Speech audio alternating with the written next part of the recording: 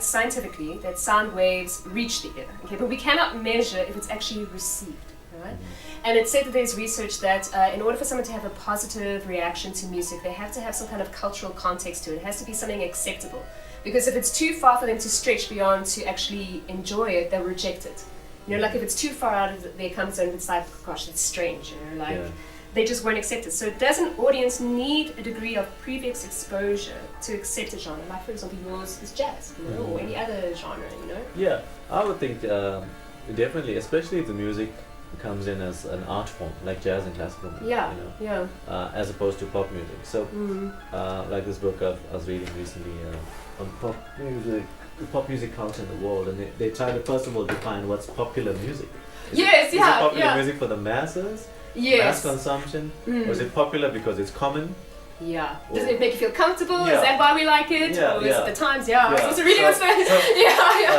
The art form, I find, like say when you go to the orchestra, you find like people have their little scores and they follow in the orchestra, and that brings in pleasure and you know, also that participation feeling. Yes. And then you go to a jazz concert, and then the guy would know something about Miles Davis and improv and swing, and they'll check, okay, what is this band about? Ah, they're playing jazz standards. Okay, I love jazz standards. They have some albums. So, in terms of the music as an art form, or those specific types of music, you would appreciate it more deeply if you have a little understanding. Yes. Of, some previous exposure, or you know, some kind of context, like you're saying, you know, like, is that, because sometimes I know people will listen to a piece of music and they won't appreciate the actual skill that goes into playing it. They'll just appreciate it and go, okay, this is how nice it is, not. But if you understand, wow, you know, it's actually flipping skilled. Funny story, when my dad came to my B-Mass recital, he didn't understand jazz, you know? So we played the melody and then we start improvising, which is the best part, and you kind of judged on how well.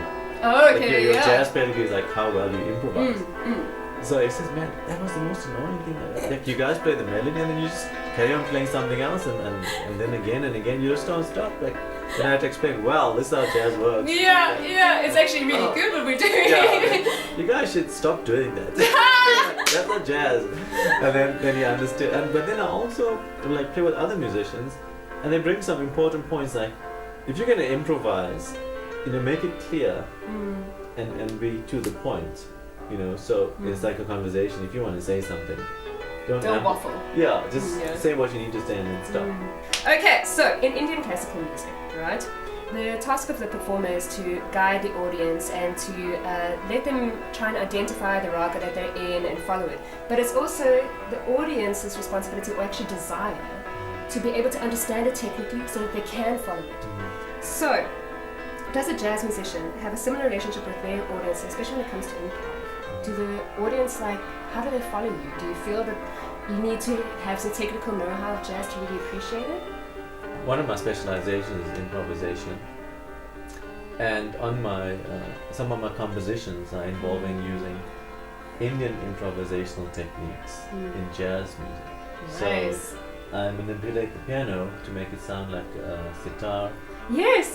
Improvisation as a whole, right? Different styles require different things in improvisation. So when you take a solo, first of all, you're playing the melody, and then an improvisation is generally your own version of the melody, or your own take. So you've got rules, you've got your format, and you're gonna now impose and express your way using the same rules. Everybody you else. Can't completely just touch everything. The first thing I think about is like a conversation, or when you meet somebody for your first time, like for the audience, you know, you're not gonna go and say, hey, what do you think of John Coltrane's solo on Giant Steps? You don't know the person, so you're gonna talk about something common. You know, like the weather or something. And then, so that's how you start off with your improv, with common elements. So if it's a blues, you start off with like blues things. You know, you're not gonna go into like. That's very complex. So it's a journey. You take them on a musical journey, and each time you manipulate the three elements, like the melodic, harmonic, and the rhythmic concepts. So each time you build them up to a certain level. And then you find that your improv reaches a climax, and then you bring it back down. So emotionally, the audience are being carried with you. But now what all musicians try to attain is that for this to happen subconsciously. Then it's a real expression. You're not It's not planned. Yes, it's not planned, you know. Yeah. And I've had, like this year, 2 strange gigs. One was playing at a biker's church. Oh, with cool. a rally, and like in front of me, the opening scene, the guys are drilling and tinkering, and the guy, the angle guy, is next to me, and he's grinding up, and the sparks flying. And that was the opening song. You know? And like we were playing for bikers. Yeah. So,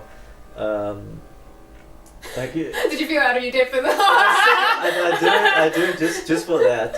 That's a rock band, and you know that sort of thing. My neighbor's the pastor. I play with Kurt. We play in another band, and he also plays. So they get me involved. But a guy told me, like, after I finished, I was like scurrying out of there because you know they have a rally, so everyone's at the church, based at the church, like camping and the whole thing for a whole week. Okay, cool. They ride the bikes to the church and stuff. Okay. And they get like, you know, they're like really excited. And so while the guy's preaching, there's a bike, people are doing wheel spins and like this bike set up in the church.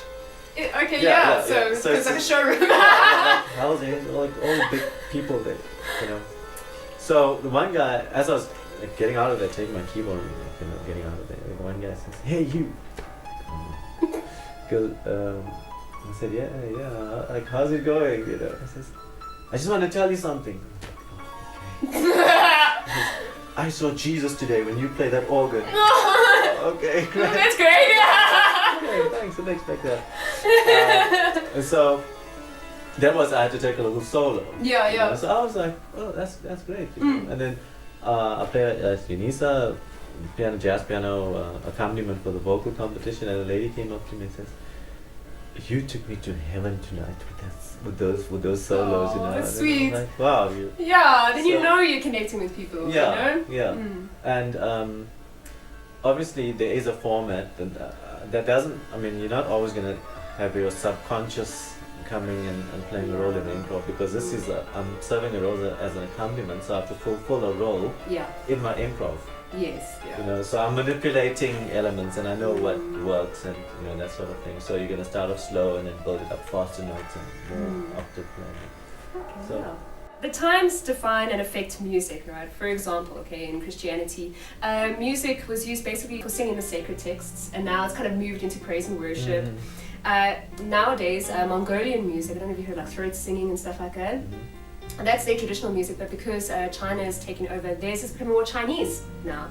And even in Japan and China, their popular music, they're literally, even if they sing in Japanese, they're changing their accents of their vowels to sound more American. Okay, so these kinds of things. So how have the times affected music in your opinion? Or have you seen certain things that have changed? I'm tasked now with getting a name for my album. Okay, yeah. And I listened through all the compositions. Like one's an African composition, one's an Indian composition, one's like European composition, one's an American. It's gonna be hard cross genres, you know. Yeah, so what do you? And it's all my composition, so it tells me a lot about myself. That I've infused my own style of playing, or I've created my own style of playing, but it's not a pure style of playing. It's not purely anything. You know, it's almost a hybridization of all the forms and everything that I've been through in life, like coming through the church, playing in R&B bands and listening to when Quartet first came out, you know. But if you look at pop music, usually the hook that they use is something that's from an international best-selling song. It is. And now they bring it into because hey, it makes money. So it's exactly the consumerism coming in and marketing and that sort of thing. So it's difficult to be a pure artist and survive. I think that for me, the best I teach students is to be versatile. Have your own music and compose your own music. And let the other music that you have to play to earn a living fund your own music. Let it be like a skill set to other people, and then you can do your own projects. And then you don't care about what people think. There's a Turkish saying, okay? The bear knows 200 songs, all of them about honey.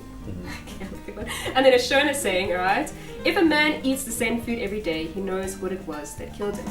So this goes back to that thing of we enjoy music that makes us feel comfortable, but we also get bored really quickly. So is there a winning formula between stability and variety when it comes to music and how we enjoy it or accept it in our world? What makes it popular? I found there was a bit of a slump in the jazz world maybe about 5-6 years ago.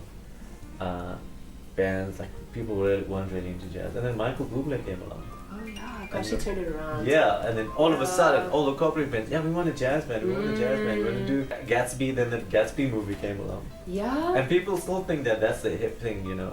Like, can you guys? We want to try a different theme. Like, yeah, what? A Gatsby theme.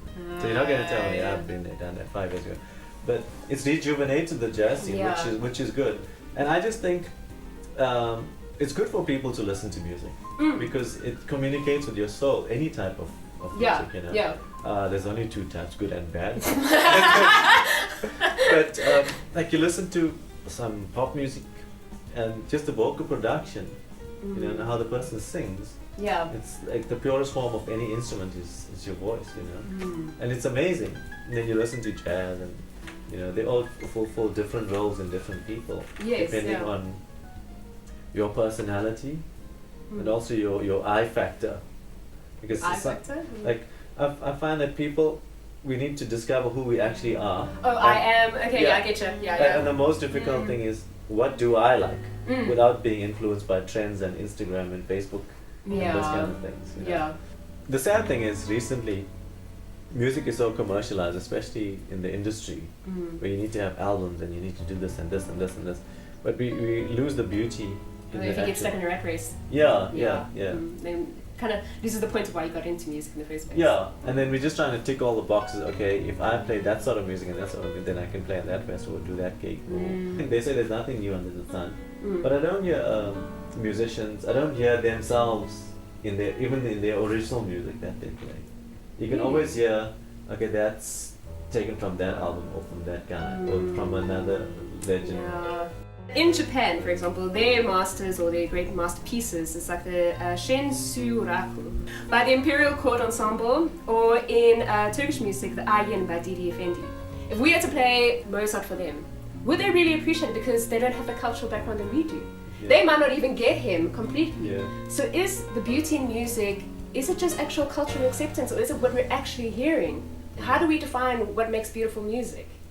You know, is it our experiences from our life that say that sounds cool, or is it something else that moves us? Yeah, another important thing would be if they have a comparison. That's it. Yeah, they need something. Like in early South African popular music, like Mary Blackbirds and all those kind of bands, their fight for legitimacy was how well they copied the international bands. So you get tourists coming through and listening to them playing and measuring them against their counterparts, and then giving them the status of an international band and saying, you guys are really good because you play that exactly like that. But then that ruins your own creativity, you know. Cool guys, that was part 2. Stay tuned for part 3, where we'll be talking about the various career options that are available in the music industry and how it is an actual viable income stream for you. We'll also be talking about the music program at TUT and how the education process has changed for the better.